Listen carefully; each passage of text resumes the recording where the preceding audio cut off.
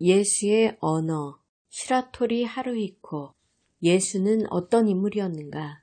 지금으로부터 약 2000년 전 로마 제국의 속주였던 중동 팔레스타인 지방에 유대교 주민으로 살던 한 남성이 정치범으로 고발당했다. 그리고 당시 중죄를 벌하던 방식이던 로마식 십자형에 처해졌다. 예수라는 당시에는 흔해 빠졌던 이름을 가진 이 남성은 나사렛에 사는 목수의 아들이었는데 처형을 당한 이후 그가 하나님의 아들이었다고 보는 견해가 널리 퍼졌다. 그리고 이것이 약 100년에 걸쳐 확대되어 기독교가 성립되었다.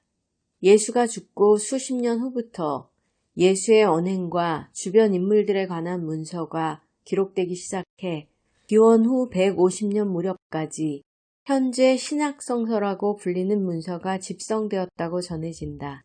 신약성서의 문서가 확정된 것은 기원 후 397년이다. 예수 그리스도는 인명이 아니라 기독교에서 사용하는 특별한 표현으로 구세주 예수라는 의미다. 본래 구세주란 자국을 잃은 유대교인들을 위해서 새로운 나라를 세우고 왕자에 앉게 될 사람을 가리키는 말이었다. 그런데 지금은 영혼을 구원하는 하나님의 아들이라는 의미로 사용되는 경우가 압도적으로 많다. 이는 기독교 신학을 따를 경우에 그렇다. 유대교에서 보면 예수는 하나님의 아들도 구세주도 아니다. 하나님의 아들인지 아닌지는 차치하더라도 일단 예수라는 인물은 실존했던 것으로 보인다. 유대교, 기독교와 아무런 관련이 없는 역사서, 예를 들어 로마 제정시대의 역사가 타키투스의 연대기와 개인 편지 등을 살펴보면 이 인물이 십자가형에 처해졌다는 언급이 있다. 19세기의 철학자 프리드리히 니체는 예수를 글자 그대로의 의미인 하나님의 아들로 보지 않았다. 그러나 그의 저서 안티크리스트에서는 예수의 언행에 관해서 깊은 이해를 드러냈다. 니체는 예수를 기독교라는 새로운 종교를 창설한 사람이 아닌 가엾고 불쌍한 사람들에게 자신의 삶의 방식을 보여준 인물로 바라봤다. 니체는 이렇게 말했다. 예수라는 특이한 인물은 가장 내적인 것에 대해서만 이야기한다. 생명, 혹은 진리, 혹은 빛이 가장 내적인 것을 나타내는 그의 말이다. 그리고 천국은 우리가 사후에 가는 곳도 하나님이 거하는 것도 아니다. 천국은 현재에 있으며 처음부터 있었고 이른바 정신적인 것들 속으로 후퇴한 어린아이의 순수함이다. 그래서 예수는 하나님의 나라는 너희 안에 있느니라 라고 말한 것이다. 즉 하나님의 나라는 각자 개인의 마음속 경험이다. 프리드리히 니체, 안티크리스트. 그렇다면 도대체 예수란 무엇을 행한 인물인가? 나는 신약성서에 기재된 바와 같이 주로 갈릴리 지방에서 가난한 사람들을 보듬고 사랑했던 인물이라고 생각한다. 그런데 여기서 말하는 가난한이라는 형용사는 현재 우리가 사용하고 있는 가난한이라는 의미보다 그 범위가 넓다. 당시 유대교 사회에서 가난하다는 말에는 하나님의 은혜를 받지 못한다는 의미가 있었다. 왜 은혜를 받지 못한다는 것일까? 가난한 자는 죄를 지었다고 여기기 때문이다. 즉, 죄를 지어서 가난한 거라고 생각했다. 당시에는 유대교의 법률인 율법에 반하는 삶의 방식을 따르면 은혜를 받지 못한다며 사람들에게 비난받는 것이 상식이었고 가난한 자들은 율법을 제대로 지키지 않는 것으로 여겼다. 그렇기에 가난한 사람은 동시에 죄인이었다. 신약성서에 빈번히 나오는 가난한 자, 죄인이라는 표현이 바로 그런 의미다. 그래서 이런 사람들과 어울렸던 예수도 죄인 취급을 받았다. 게다가 예수는 율법을 무시하는 말을 했기에 유대교 체제에서 보면 위험한 인물이었다.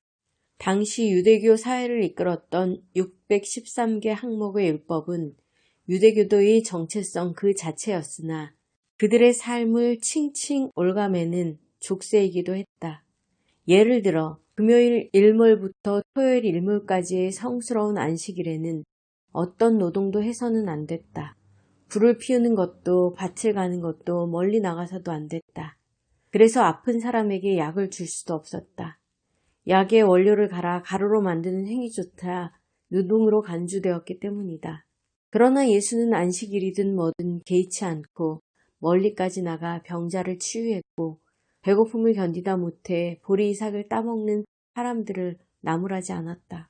율법에 따르면 이는 수악이라는 죄에 해당했다.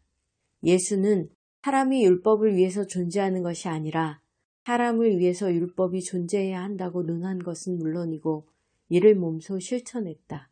즉 인간주의자였던 것이다.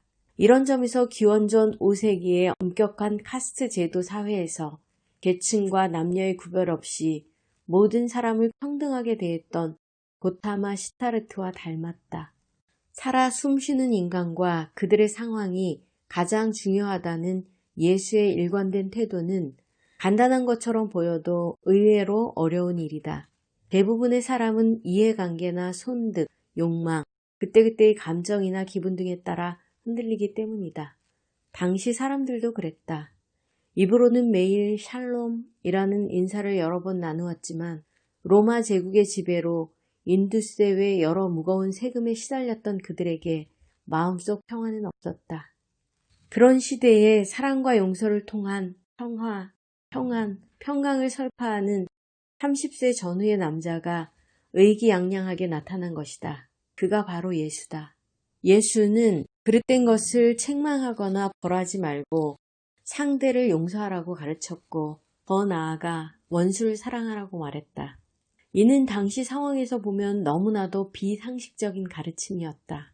그러나 예수는 모든 다툼과 언쟁을 해소하고 각자의 마음을 평온하게 하는 방법은 사랑뿐이라고 생각했던 것이다. 예수는 십자가 처형을 당할 때조차 자신의 마음은 침착하고 평온이 넘쳐 흐른다는 것을 몸소 보여줬다.